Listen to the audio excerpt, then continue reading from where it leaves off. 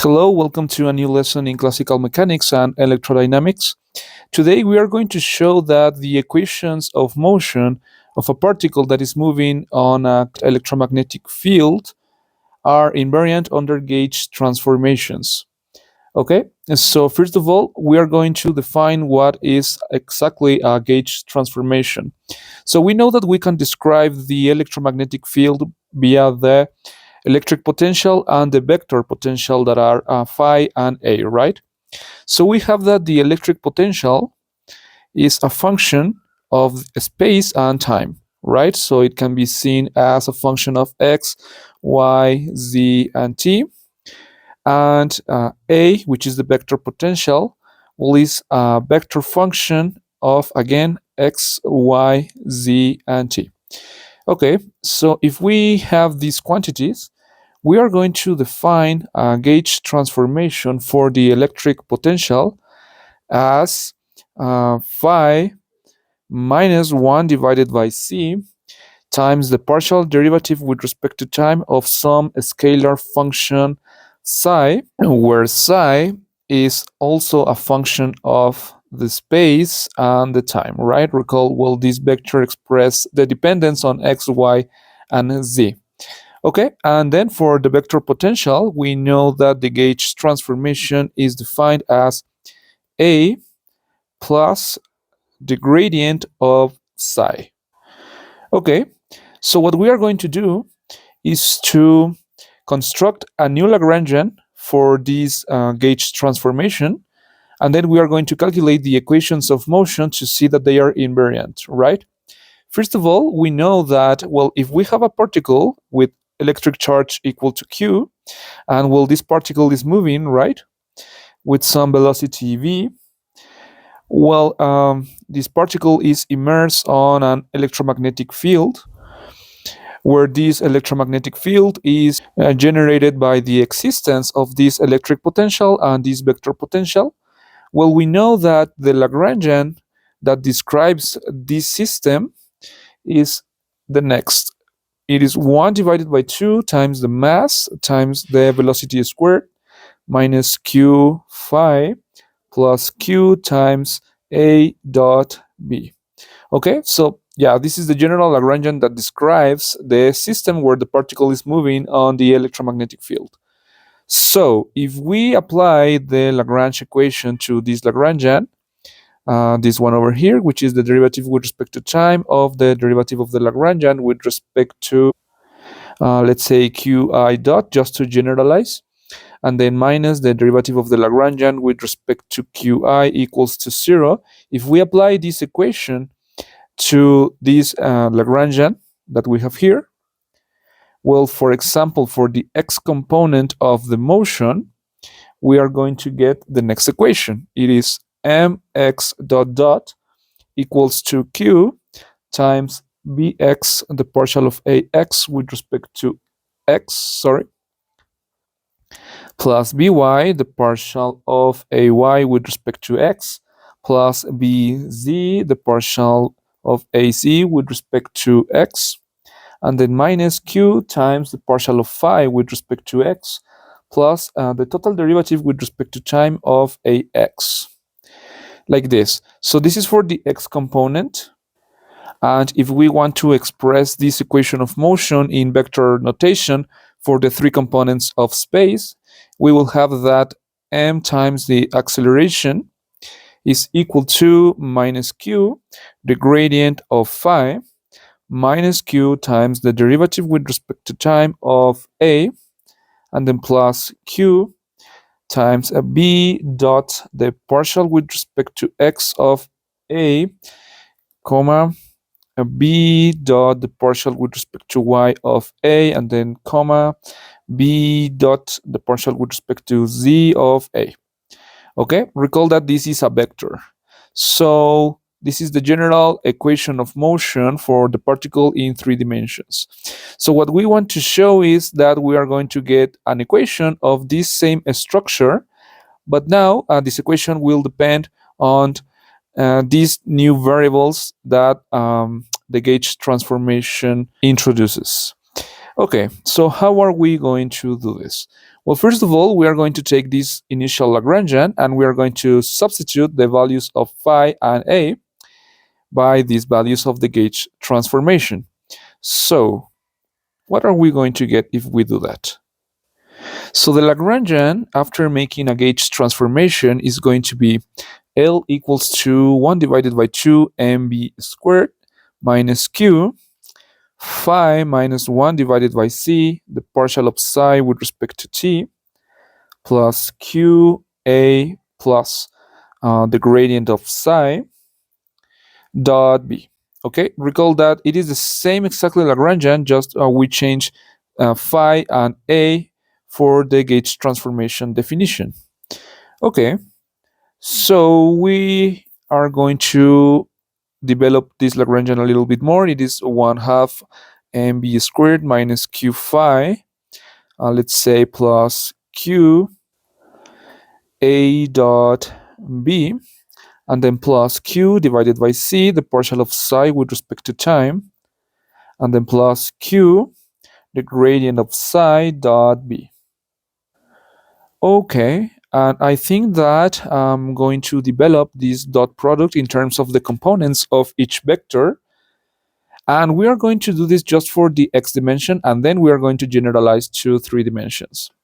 So what are we going to get first if we develop the dot products?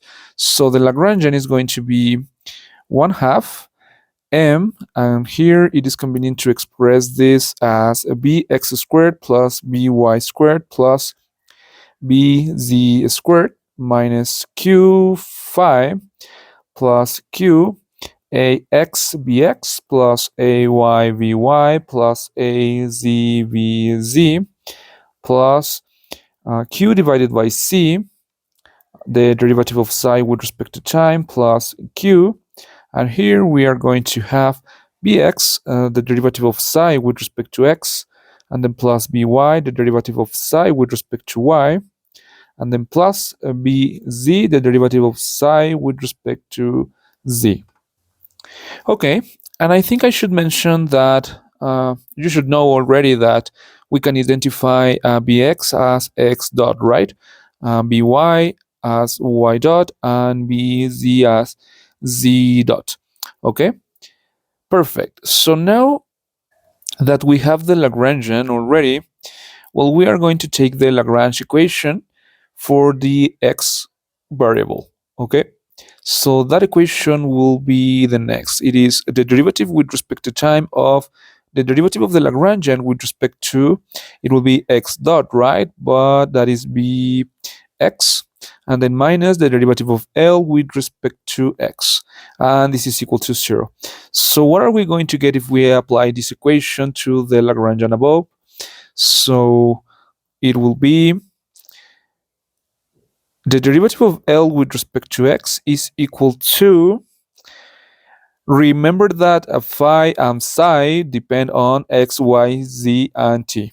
Okay, so if we start from this, here we are going to get minus q, the derivative of phi with respect to x, and then plus q bx, the derivative of ax with respect to x. And don't think that don't think that if we have a y, this only depends on y. I mean that, well, it is a component of the vector potential that depends on x, y, z, and t. So in principle, every component of this vector potential also depends on x, y, z, and t. So we need to take the derivative with respect to x of ay also. So that is going to give us plus q by, the derivative of ay with respect to x, and then plus q bz of the derivative of az with respect to x. And then here, well, psi is a function of x, so the derivative with respect to time can maybe also be a function of x. So we need to take that derivative over here to get plus q divided by z, and then the second derivative of psi with respect to x with respect to time. Okay, and then we should continue to get plus q bx, the second derivative of psi with respect to x, and then plus q by, the second derivative of psi with respect to x with respect to y, plus q bz, the second derivative of psi with respect to x with respect to z. Okay, perfect. So with this, we have already the derivative of L with respect to x. Now we are going to calculate what is the derivative of L with respect to bx. Okay, so what is that going to be? It will be m bx, right? And then, well, of course, the electric potential and the vector potential do not depend on the velocities, right? So in this case, when we take that derivative over here, that will be 0. Perfect. So then we will have plus q ax, and then plus, it will be q, the derivative of psi with respect to x, right? Okay, I think that's the whole derivative with respect to bx of the Lagrangian. So the Lagrange equation tells us that we need to take the derivative with respect to time of this. So it will be like this. And what happens if we calculate that? Well, we will have here m, and let me write the derivative of bx with respect to time as x dot dot, and then plus q, the derivative with respect to time of ax, plus q, the derivative with respect to time of the derivative of psi with respect to x. Okay, now that we have this, we can notice easily that we can factor a q to get that this is mx dot dot plus q times the derivative with respect to time of ax plus the derivative of psi with respect to x. Okay, and we can identify easily that this element is the x component of the gauge transformation for the vector potential, right? Okay, so we are going to combine both elements to construct the Lagrange equation to get that this is mx dot dot plus q, the derivative with respect to time of ax plus the derivative of psi with respect to x, and then minus, well, all this thing, right? So let me copy. Okay, so this is what we get if we combine both elements. Recall that this is equal to 0. So let me split this minus sign to each element. So this will become plus, minus, minus, minus, minus sign, and I think all of them are minus. Just to identify that, well, we can combine this element with this element to construct, well, the gauge transformation for the electric potential, right? So what I mean with that is the next. We have q, the derivative of phi with respect to x, minus q divided by z, the second derivative of psi with respect to x with respect to time, which is going to be equal to q, the derivative with respect to x of phi minus 1 divided by c, the derivative of phi with respect to time. Okay, so we can identify easily that this is phi prime, right? Where phi prime is equal to phi minus 1 divided by c, the derivative of psi with respect to t, which is the gauge transformation for phi. Okay, perfect. So we are going to rewrite the Lagrange equation as follows. We will have mx dot dot, and we are going to take each element to the right hand side of the equation to get that this is minus q, the derivative with respect to time of ax plus the derivative of psi with respect to x, and then we will have, I should erase this, minus q, the derivative with respect to x of phi minus 1 divided by c, the derivative of psi with respect to time. And then looking that all these elements are negative, they are going to be positive on the right hand side of the equation, and we are going to factor a q to get that this multiplies bx, the derivative of ax with respect to x, plus vy, the derivative of ay with respect to x, plus bz, the derivative of az with respect to x, and then plus vx, the derivative or the second derivative of psi with respect to x, and then plus vy, the derivative of psi, the second derivative with respect to x with respect to y, and then plus vz, the second derivative of psi with respect to x with respect to z. So what I want you to notice here is that looking that we are considering just the x component of the equations of motion for the particle, recall that, well, we have the derivative with respect to x in every part of this element, right? So we are going to have the derivative with respect to y for the y component and the derivative with respect to z for the z component. So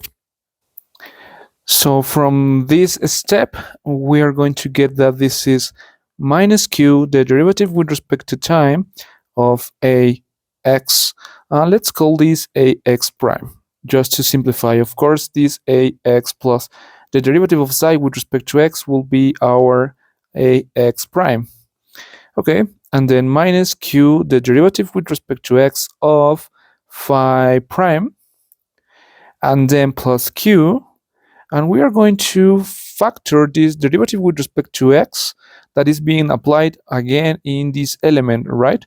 So this can be seen as vx, the derivative with respect to x of ax plus the derivative of psi with respect to x. Okay, but we know that this is ax prime. So let me erase this and rename it as this. And then we will have plus by, the derivative with respect to x, it will be ay plus the derivative of psi with respect to y, which is from this element. So, okay, so that will be ay prime. And then plus bz, the derivative with respect to x of az prime. Okay, so this will be equal to minus q, the derivative of ax prime with respect to time, minus q, the derivative of phi prime with respect to x, and we are going to factor the operator derivative with respect to x. Looking that bx, by, and bz do not depend on x, we are going to consider that, well, this is the derivative of the product between bx and ax prime, right? So this will be plus q, the derivative with respect to x of, well, it is bx ax prime plus by ay prime plus bc az prime, but we can identify that easily to be b dot a prime. Okay, and recall that this is equal to mx dot dot. Perfect. So how can we express this for 3 dimensions to generalize the Lagrange equation? Well, we see that for this element, the x component of the vector that we need, well, it is telling us that x component should contain the x component of a prime, right? So we can expect that vector will have these 3 components: minus q, the derivative of ax prime with respect to time. For the y component, it will be minus q, the derivative of ay prime with respect to time, and for the z component, it will be minus q, the derivative of a z prime with respect to time. Okay, so I think that is for this first element. Then for this other element, we should expect that the vector will be minus q, the derivative of phi prime with respect to x. For the y component, it will be minus q, the derivative of phi prime with respect to y.